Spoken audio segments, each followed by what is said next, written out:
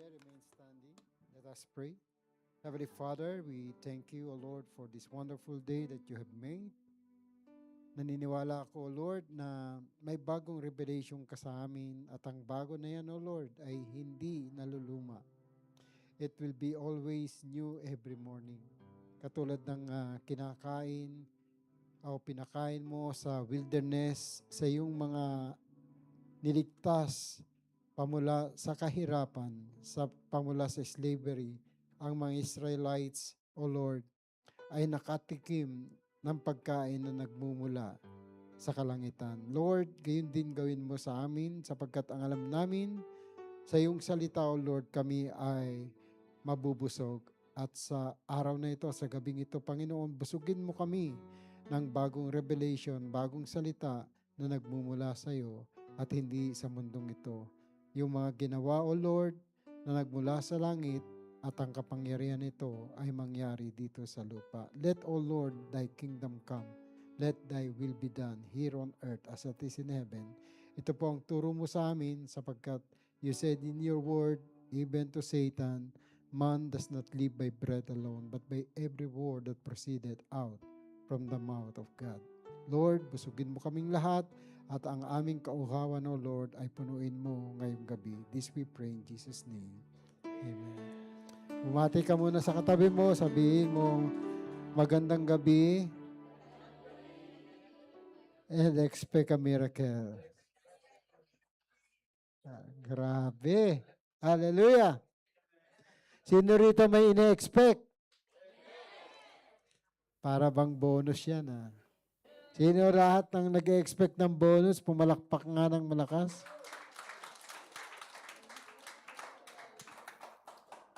Amen.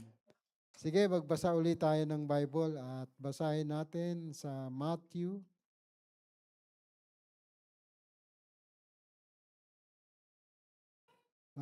Ituloy natin yung pagbasa from Matthew chapter 16, verse 13.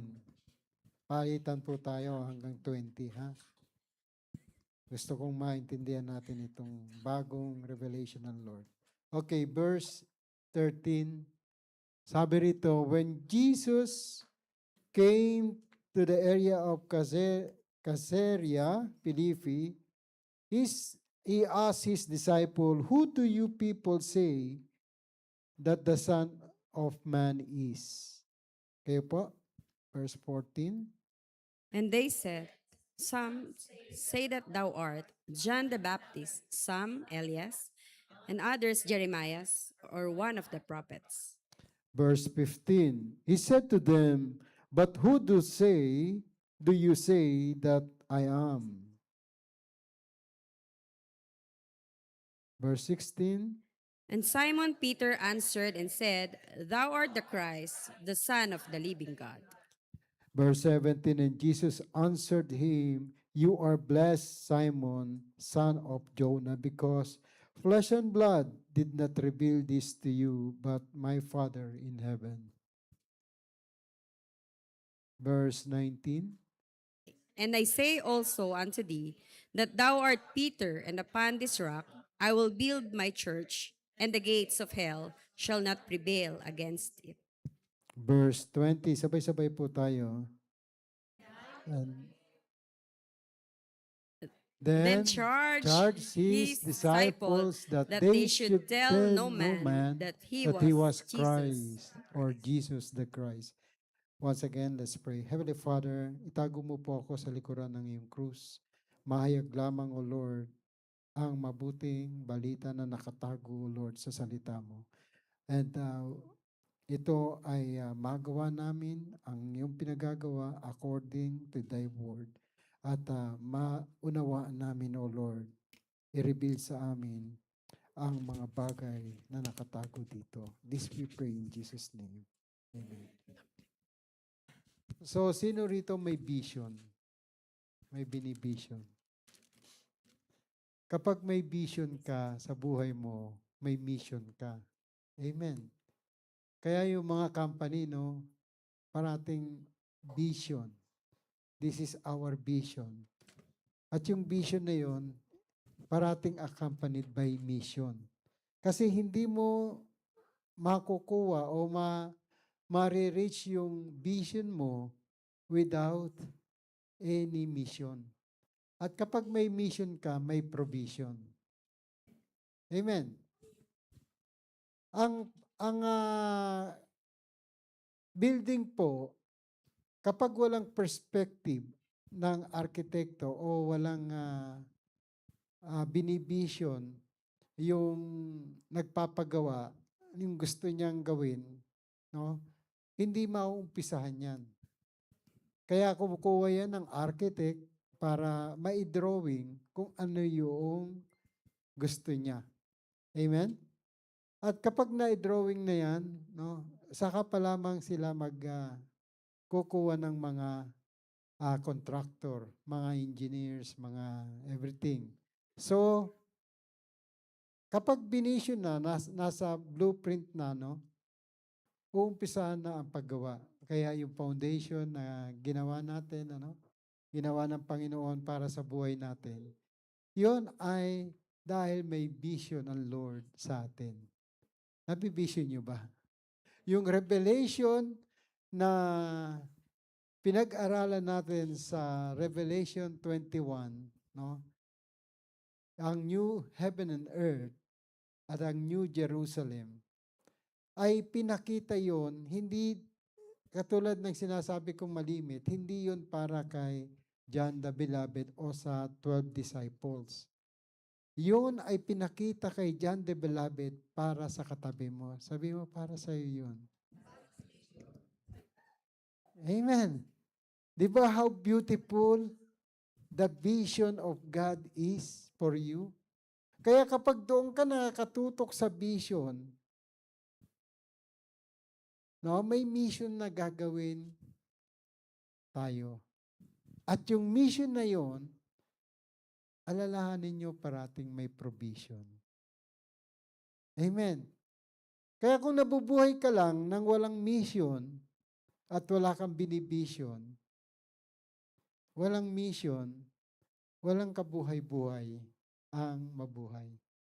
Amen. But the thing is, nandoon ka sa kaharian, may 12 gates.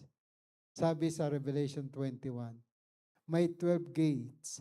3 sa north, 3 sa east, 3 sa south, 3 sa west. North, east, south, west. Yung pong 3 yun, pinakita ng Lord na bago ka makapasok doon, siyempre, may mga pangalan yung 12 foundations. Nandoon nakapangalan ang 12 apostles ni Jesus. Amen. Kaya sabi ng Revelation, walang makapapasok doon nang hindi nakasulat ang pangalan sa libro ng buhay. Amen. Tingnan nga natin Revelation 21 sa verse 20.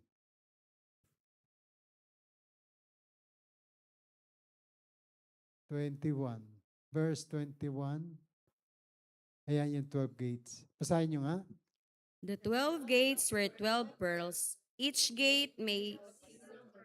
The great street of the city was of pure gold, like transparent glass. 22. I did not see a temple in the city, because the Lord God Almighty and the Lamb are its temple. So the Almighty, God Almighty and the Lamb are its temple. Now, verse 23. The city does not need the sun or the moon to shine on it, for the glory of God gives it light, and the Lamb its lamp. Okay, 23, 24. The nations will walk by its light, and the kings of the earth will bring their splendor into it. And verse 25. On no day will its gates ever be shut, for there will be no night there. And 26. The glory and honor of the nations will be brought into it. Yung last verse, 27. Nothing impure will ever enter it, Nor will anyone who does what is shameful or deceitful, but only those whose names are written in the Lamb's book of life. Only those who are written in the Lamb's book of life. So, kung ang binivision mo, makarating ka doon sa pinepare ng Lord, you have a mission. And that mission is for you to go forward and upward only. Wala na tayong balikan. Amen? Amen. Bilang isang Kristiyano, bilang isang tagapagdala ng kaharian ng Diyos dito sa lupa, dapat you have the assurance na ang pangalan mo ay nakasulat na sa libro ng buhay. The Lamb's Book of Life. Amen? Tanungin mo nga yung katabi mo, sigurado ka na ba? Amen? Sino rito nag-PD 1.1 na? Are you sure? How many percent? Lord, naririnig nila yan. Naririnig ng Diyos. Amen. Why? Because the Bible said you are the temple of the Holy Spirit. You are the temple of God. The Father and the Son lives in you. John chapter 14 verse 23. Nananahan sa iyo ang salita ng Diyos. Ang question, do you love the Word of God? Amen. So this message that we are going to study is about the keys to this gate. No? Balik mo nga roon. Okay. Yan, meron palang nagawa na ano. Okay. The keys to the kingdom of God. Amen. The revelation give us the keys. Actually, what do you expect inside the kingdom of heaven or the kingdom of God? Ano ini-expect mo? Suppose you are in the Philippines, tapos meron kang opportunity na makarating dito sa UAE. First hand, ano ang ini-expect mo? Ha? Mababago ang buhay mo financially. Tama ba? Or binigyan ka ng opportunity sa USA. Or binigyan ka ng opportunity sa Singapore or sa Saudi Arabia or anywhere except doon sa Pilipinas. Kung ikaw ay nasa Bisaya, binigyan ka ng opportunity sa Manila. Di ba iba ang environment na pupuntahan natin? Amen? So may vision ka, natural, magkakaroon ka ng mission. Para saan at pupunta ka roon? Sasabihin mo, para sa aking pamilya. Gusto ko mabago ang buhay nila. Gusto ko mabago muna ang buhay ko. Amen. Sino rito ganun ang idea or ang vision na nagpunta rito sa UAE? O nagpunta lang kayo rito? Wala lang. Amen. Walang ka-mission. Walang ka-vision. Ano mangyayari pagdating ng araw? Di wala. Wala kayong na-expect eh. Amen. So, these things, no? Ang i-expect mo, once you hear the revelation na binisyon o biniswalize ng Diyos para kay beloved John, nakikita natin ang kagandahan ng buhay sa pupuntahan natin. Amen. Pinakita ng Panginoon kung gaano kaganda ang buhay na hindi ka na magbabayad ng kuryente. Wala ka nang mapapanood sa Netflix ng Zenflix. Amen. Wala ka nang pagkakaabalahan sa buhay mo kundi ang magpuri lang sa Diyos. Because the Lamb and the Father is there in the temple. Wala nang temple eh. Kahit na ang mga Pariseo, Partusi, at mga Sadducees, Sadducee, wala na silang vision, wala na silang makikita. Bakit? Partusi nga eh. Malayo ang tingin. Wala namang tinatanaw. Yung Sadducees, very sad ang kanilang tingin. Pag nakikita nila si Jesus, sad na sad sila kasi may liwanag. Amen? Tingnan mo nga yung katabi mo kung sad ka pag nakita mo siya. Di ba? Nakangiti ka. Di ba? Nagliliwanag ang buhay. Amen? Kasi nga, nabivisualize mo sa Kanya yung pananampalataya na wala dito sa mundo. Amen. Ang pag-uusapan nyo kapag may vision ka, no, walang iba kundi ang mission ng ating Panginoon. Amen. Amen. Kaya si John the Beloved, no, pinakita sa kanya para sa atin. Kasi sinabi doon sa book, isulat mo ito, importante ito. Kaya mo nga yung Revelation chapter 21, no? Balikan nga natin yun. Saan sinabi ni Jesus yun? Saan sinabi ng Lord? Okay. Revelation 21.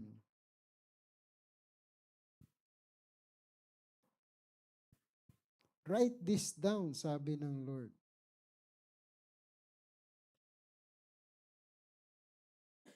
I saw the holy city, and then I heard a loud voice. Sa verse 4, He will wipe away, and the one seated on the throne said, Look, I am making all things new. Sa verse 5, okay? Kaya bago yung pinag-uusapan natin araw-araw, no? Dapat. Amen? May expectation tayo. Okay, basahin nyo, verse 5. He who was seated on the throne said, I am making everything new. Then he said, Write this down, for these words are trustworthy and true.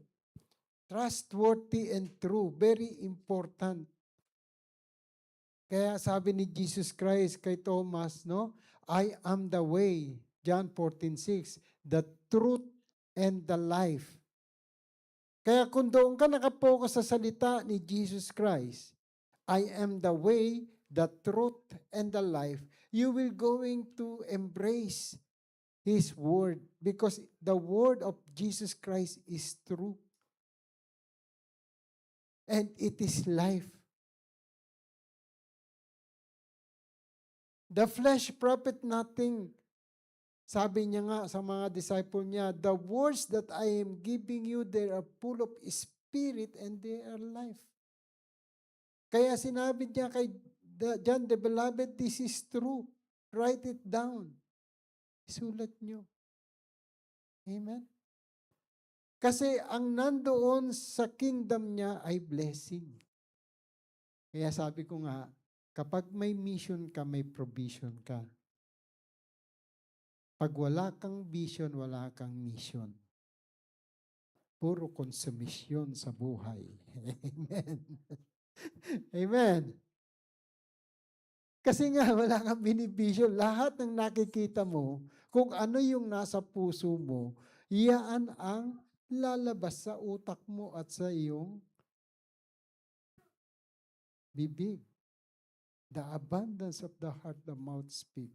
Kaya pag-ingatan natin kung ano yung pumapasok sa puso natin. Sa utak pa lang, i-cast out na natin. Because the battleground is in the mind. Bakit nasa mind? Lahat ng nakikita mo, lahat ng naririnig mo, lahat ng naamoy mo, nalalasahan mo, lahat ng nararamdaman mo physically, dito yan papunta. Magbubulay-bulay ka, yung napanood mo, yung nabasa mo, lahat yan, yung narinig mo. Kapag yan nakakatuwa, tatawa ka, yung emotion mo, magre-react yung soul. Because the soul is composed of the soul, the mind, and the will. Amen? Kaya yung tatlong yun, kapag nag-register sa mind mo, sa soul mo pupunta yon, ang soul mo magre-react. Kaya kapag ang laman ng mind mo ay puro kamunduhan, you will live, your soul will still in bondage in the world. Pero kapag ang Word of God ang nilagay mo parate sa mind mo, sa puso mo, then kokontrahin niya yung mga nakikita mo, naririnig mo na negative. Magkakaroon ka ng pag-asa. Magkakaroon ka ng vision and mission sa buhay mo. Amen? Amen. Kaya nga, may blessing kapag nag-focus ka doon sa revelation na pinagkaloob ng Lord sa atin. And then, the next na expect mo ay walang iba kundi ang healing. Healing of our pains, the past, the present, and the future. Inside and outside of our body. Why?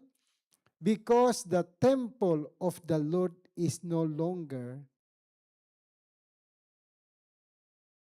in our vision. Ano? Nasa sayo na yung templo eh. Ikaw na yung templo ng Diyos. Nasa sayo na yung Father, yung Son, and the Holy Spirit. Amen. John 14:23. No? If you love me, you will obey my commandment. And the Father will love you, and I and the Father will make you a residence. Basahin nyo nga. 1 to go. Jesus replied, "If anyone loves me, he will obey my teaching.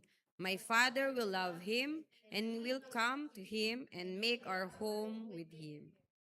Maliwanag na pala. The key to the kingdom of God is love. No more law. Wala nang law. You focus your understanding, your focus, your eyes, your focus, your vision to Jesus. If you love me, you will obey my commandment. And the love of the Father, pagbubuksan niya, wala nang gate na nakasara para sa blessing mo. Wala nang gate na nakasara para sa healing mo. Wala nang gate na nakasara para hindi ka bigyan ng kapangyarihan ng Diyos. Amen? Kaya kung titingnan uli natin, sabi rito, number 3, yung power and authority, ipagkakaloob na sa iyo. Nandoon yun sa loob ng kanyang kaharian. Nandoon yun sa loob ng kanyang kingdom. Kaya nung tinuruan tayo na manalangin, sinabi ni Jesus, this is the manner how you pray. Say, Father in heaven, holy be thy name, your kingdom come here on earth as it is in heaven. Dito pa lamang sa lupa, pagharian na tayo ng kanyang kapangyarihan. Amen? Kaya nga, kapag nagpunta ka, halimbawa, nandito ka sa UAE, tapos binigyan ka ng opportunity, makarating ka ng Amerika, anong iniisip mo? Di ba powerful kapag nasa Amerika ka? Makikita mo yung mga balita. Kapag Amerikano ka, meron kang passport ng American citizen. Aba, mayabang na. Kala mo hindi na mahipuan ng langaw. No? O Canadian citizen, kana ng kana. O ikaw ay magkaroon ng Australian na. Pero pare-parehas lang. Nung makarating ako roon sa mga bansang yan, sabi ko, Pare-parehas lang naman ang kinakain. Kung ano yung kinain namin dito sa Dubai, sa UAE, parehas lang. Maganda pa nga yung pinapasyalan nyo. Nung nasa London ako, ang kikipot ng mga daan. Sabi ko, ito na unang pinagpala ng Diyos, bakit ganito?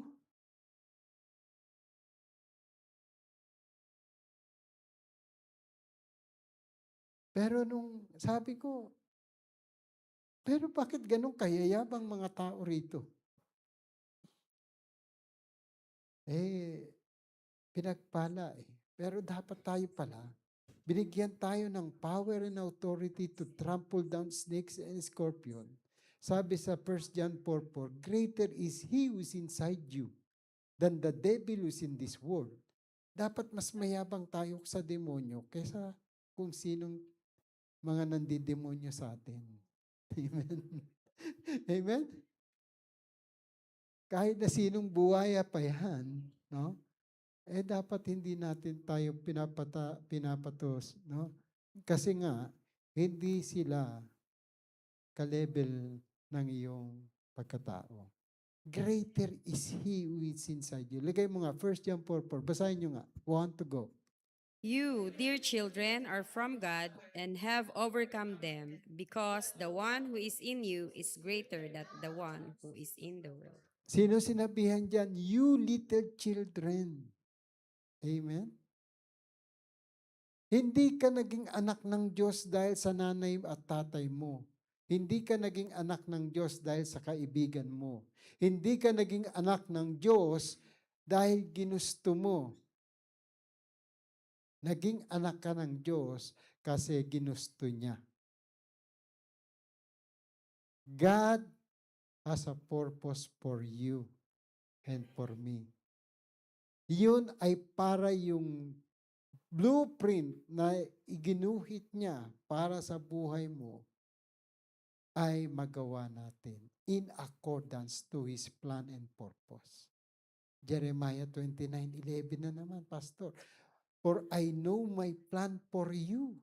Plan to prosper you and not to harm you. To give you hope and a future. Verse 12, so that when you pray, okay, verse 12, then you will call upon me and come and pray to me and I will listen to you. Minsan nakakalimutan natin mag-pray.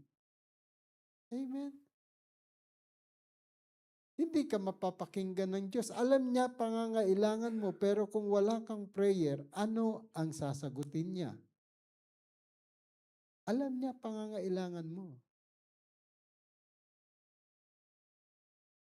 Kaya niya sinabi, kapag ang paghahari niya ay nasa iyo na,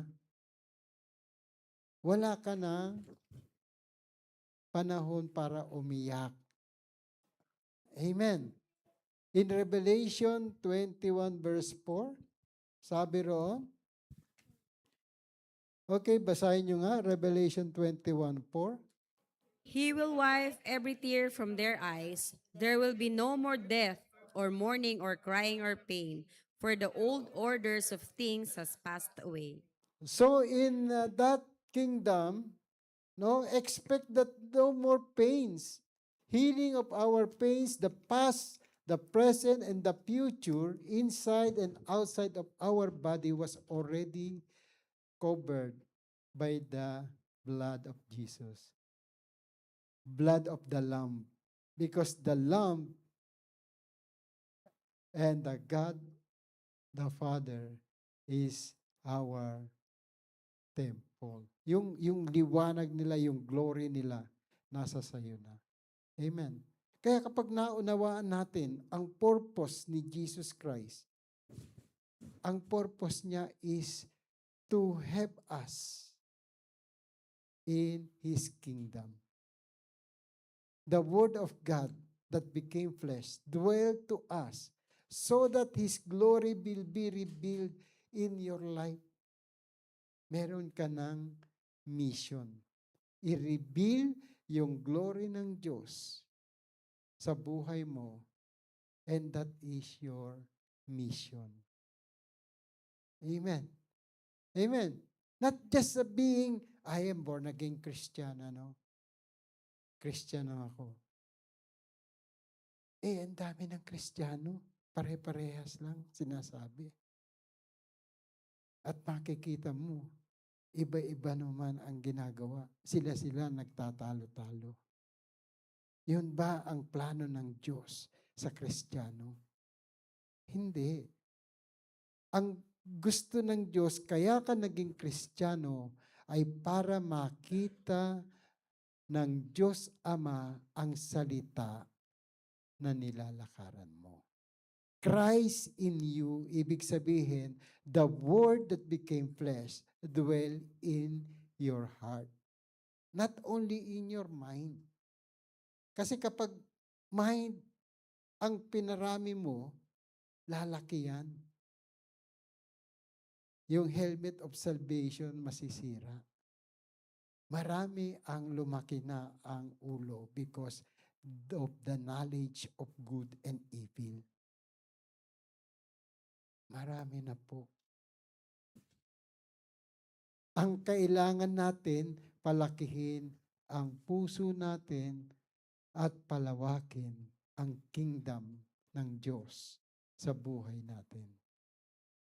Amen? Yan po ang gusto makita ng Lord because the Lord says to Samuel, look at the heart of man, hindi sa panlabas, kundi sa puso ng tao. Kaya si David, makasalanan din siya. Si Moses, martyrer siya. Amen?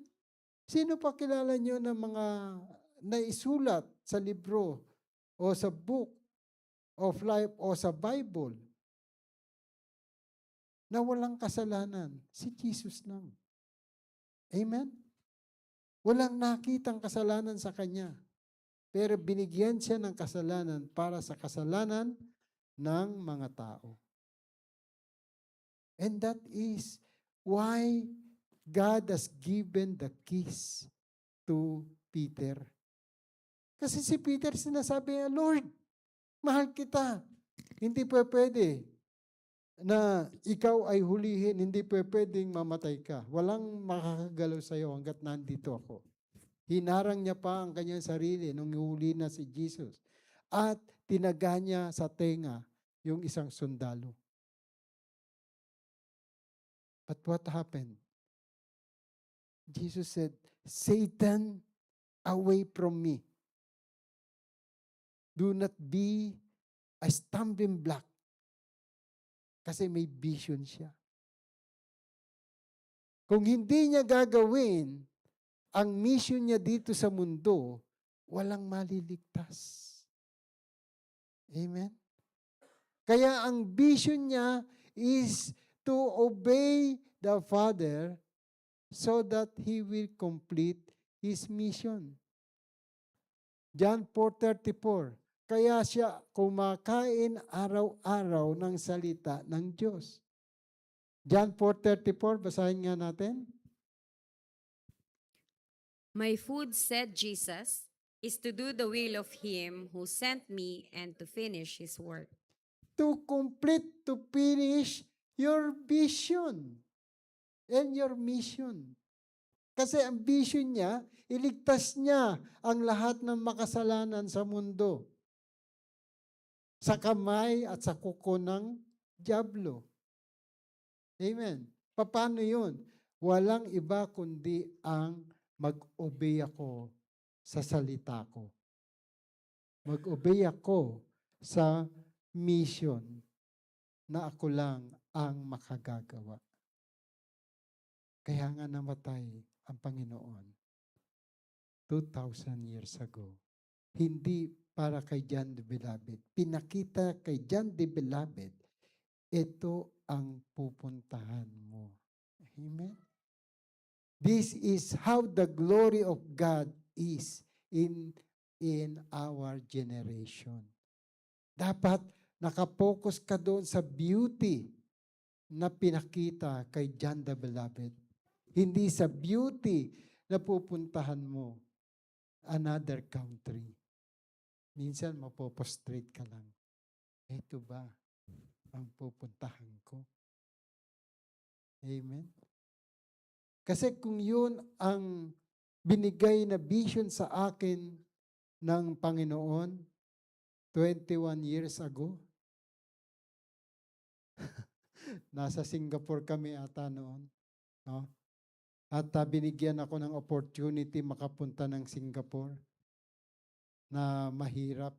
Kasama ko na yung mga anak ko, si Christopher, si Joseph, no, kaming apat. Dapat nag-stay na lang ako ron. Amerika yun eh. Andun yung power, andun yung wealth, no? Andun yung dinidream ng marami. Pero hindi. Bumalik pa rin ako sa Pilipinas. At galing kami ng Singapore doon. Iniwan ko pa rin ang trabaho ko sa Singapore. Nag-resign ako. Bakit? May pinagagawa ang Lord sa akin. Doon pala nag-i-start ang vision at mission para makasama kayo. Kung sinunod ko pala ang ambition, nasa Amerika ako. Amen? At ang mga anak ko. Or kung nanatili ako sa aking ginagawa sa Singapore, Singaporean na kami. 2005 ba yan? 2003 nag-offer ang Singapore. Inopen sa mga Pilipino expatriate na magkaroon ng citizenship doon. Under Go Chok Tong, no? President noon. Prime Minister noon. Si Go Chok Tong. Pero we decided to stay in the Philippines for a mission. Nag-start kami ng mission doon, mga bata. Okay lang. Praise the Lord, mga bata. And now, makikita nyo mga professional na sila. May teacher, may engineer, may iniwanan na ang church. Natira daw yung mga nanay nila. But anyway, maganda at nandun pa rin ang presensya ng Lord. Amen. At yung mga naturuan namin, and they still serving the living God. So, ang importante kasi sa buhay, meron kang pinopokus na magagawa ka para sa kaharian ng Diyos. Amen? At pag ikaw ay nandoon sa kaharian ng Diyos, sabi rito sa aking ginawa, amen? Okay? Bibigyan ka ng key. Ano yung key na yun?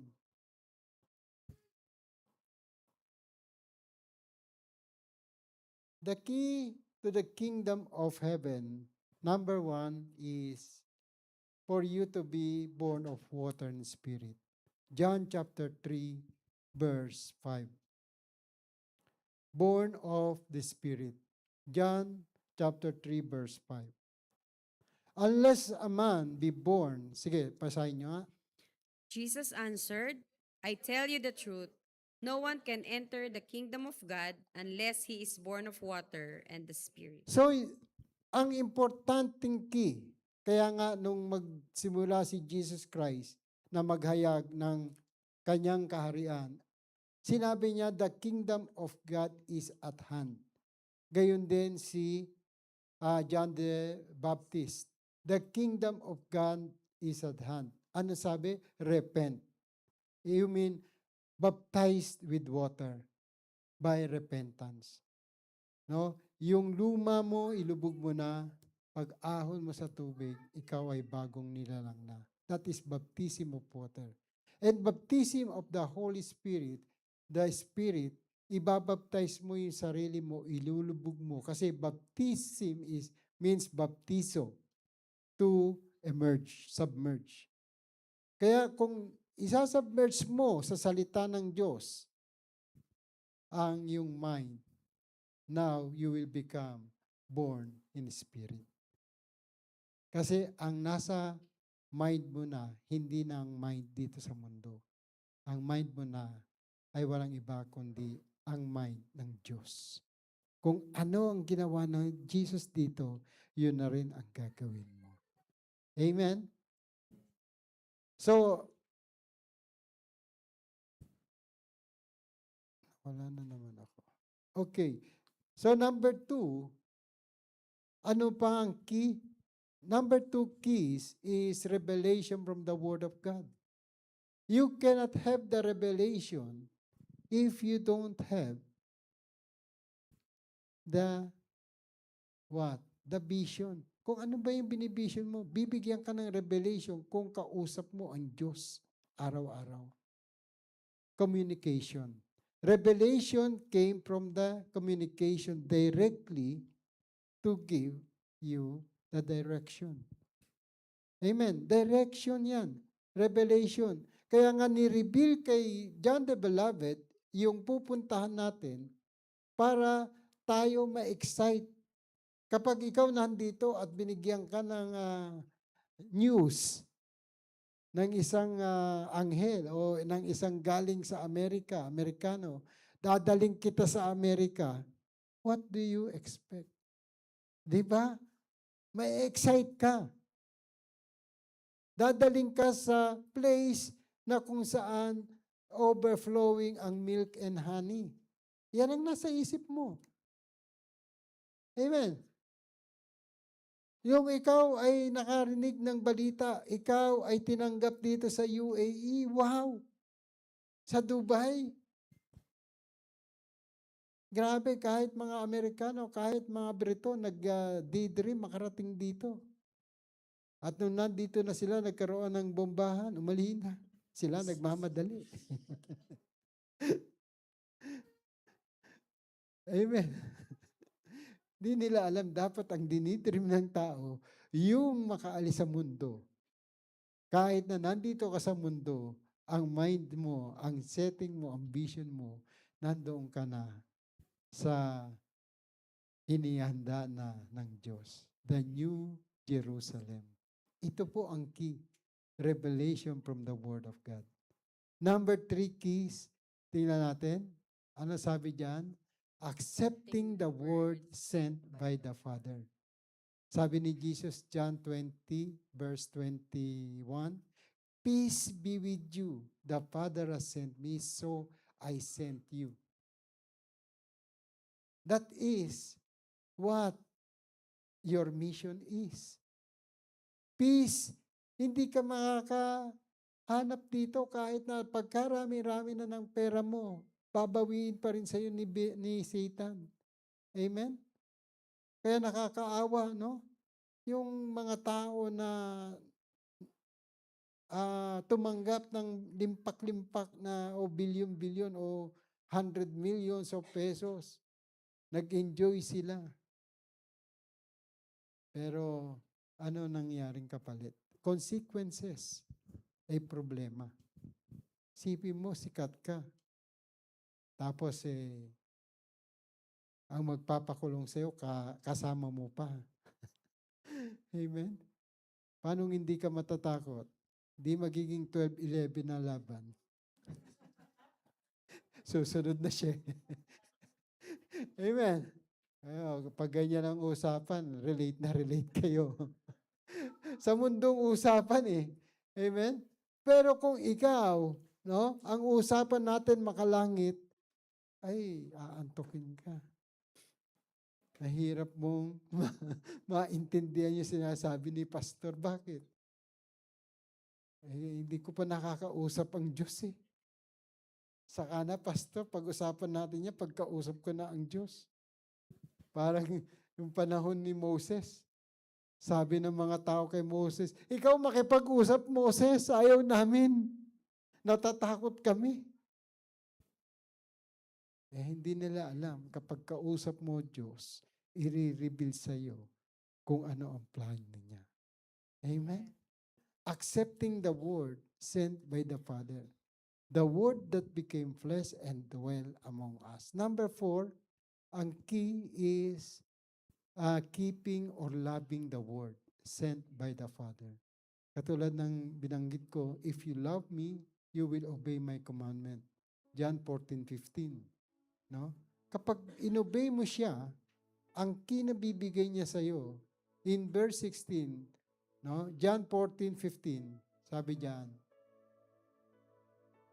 Go ahead. If you love me, you will obey what I command. One of the keys is love, di ba? Okay, verse 16, anong pangako niya? And I will ask the Father, and he will give you another counselor to be with you forever. And then verse 17, The Spirit of truth, the world cannot accept him because it's neither sees him nor knows him, but you know him, for he lives with you and will be in you. kasi yung nakita ni John the Beloved is spiritual. Kaya ang sabi ng Diyos, sabi ni Jesus Christ, I will give you another comforter. Ano yun? The Spirit of Truth. Kasi puro kasinungalingan na nakikita natin sa mundo. Amen? Lumalabas na katotohanan, magsisinungaling pa. Hello? Wala tayo sa politics, ha? Lumalabas na, magsisinungaling pa. Pagtatakpan pa. Amen. Wala tayo sa politics. Dapat ang katotohanan ma-reveal sa ating puso. Ang katotohanan lamang ay si Jesus. Wala nang iba. Amen? Amen. We cling on the truth. We must love the truth because the truth will set us free. Amen. Nung si David nagkasala, in-embrace niya yung truth. Yung word na lumabas sa kay Nathan, the prophet, in-embrace niya. At sinabi niya, I have sinned. Create in me a clean heart, O God. That's why he was called a man after God's heart. Create in me a clean heart, O Lord, and renew the right spirit on me. Cast me not away in your presence. Kasi kapag ang presence ng Diyos tinanggap mo, nasa sayo yan. The glory of God will be revealed unto you. Ang magiging mission mo ngayon ay ang vision na ng Diyos para sa'yo. Ang plano niya ngayon ang marireveal para sa iyo. Keeping or loving the word sent by the Father. Mamahalin mo na si Jesus, which is the word that became flesh. John 1:14. Kaya number 5 na key, ito na lang, dito na tayo magtatapos. Being right to the eyes of God. There is no right choose. No, not one. There is no right in the eyes of God but Jesus. If you have Jesus in your heart, then you are right in the eyes of God. Hindi tayo magiging righteous sa standard ng tao. Hindi ka magiging righteous sa standard lang o sa paningin ng pastor, ng bishop, ng pare, ng imam, ng mutawa. No, you will become righteous if your heart has the vision of the righteousness of God. Tandaan natin, yung eyes is the window of your soul. Kapag ang soul mo maliwanag, ang nandoon sa puso mo maliwanag, ang makikita mo liwanag. Liwanag sa buhay ng kapwa-tao mo. Hindi mo makikita ang kadiliman sa kanila. Because ang liwanag ang tinanggap mo pamula sa salita ng Diyos. You receive the light. Kaya sabi sa Psalm chapter 51 ba yun? 108 verse 105. Psalms 105 ba yan? Nakalimutan ko na. My feet is the lamp. Your 119 verse 105. Your word is the lamp to my feet and a light to my path. Your word. Sino ba yung word na yan? None other than Jesus. Kaya, kung makikita nyo ang Bible, ang four gospel, he talk about the kingdom of God. And he gave the keys in order for you to understand on how you can go and access to the kingdom of God. Iiwanan mo na ang mundo. Mamamatay ka na sa mundo. Dahil ang vision mo, ang mission mo, is to go inside the kingdom of God.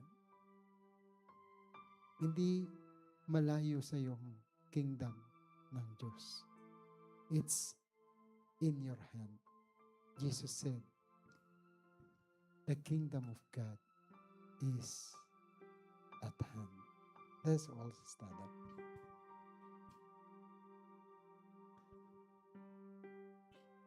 So, tonight, I want you to hold the keys that Jesus has revealed unto us. At gusto ko rin na isipin mo ang kahalagahan ng key na ito. Sabi niya kay Matthew, in Matthew chapter 16,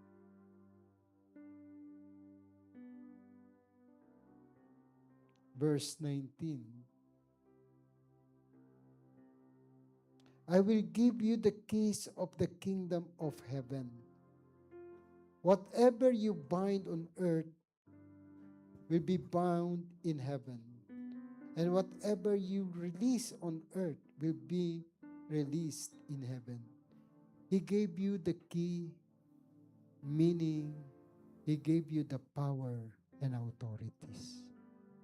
Power and authorities. The heaven is open for you to trample down snakes and scorpions. Because the battle is not against flesh and blood. The battle is against the rulers, the system of this world, the one who controls the world. In your mind, ano ba nagko-control sa mind mo? Kung ano ang mga nagko-control sa isip mo, mga pangarap mo, mga vision mo, mga mini-mission mo dito sa mundo. This will going to hold you back. Alam nyo yung mga Israelites nung pinalaya sa Egypt, nandun sila sa wilderness. Panay ang reklamo. Bakit mo kami dinala rito?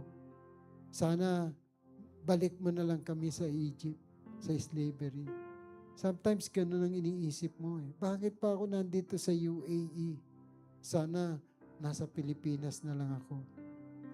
Maganda ang buhay ko. When I was in Singapore, iniisip ko rin yun. Sana nasa Pilipinas na lang kami. Malaki ang lupain ng asawa ko. Mansyon yung bahay na binigay sa akin ng nanay ko. Walang problema. Ang problema ko lang, mga kapatid ko. Pero hindi sila problema sa akin.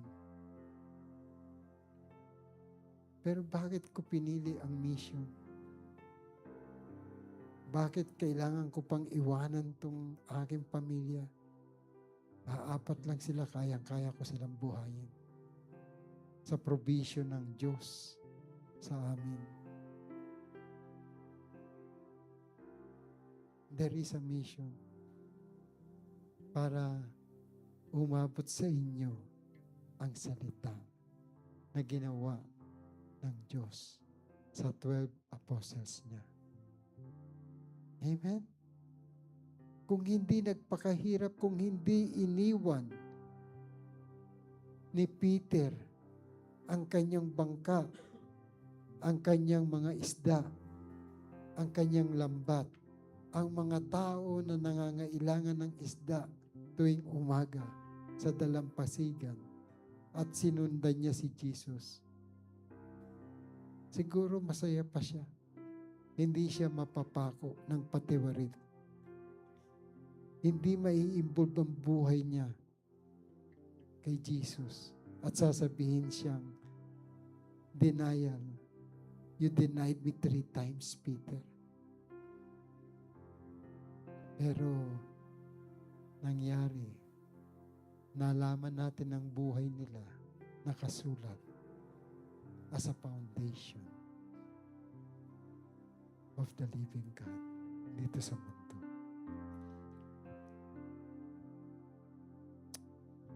Let's vision ourselves.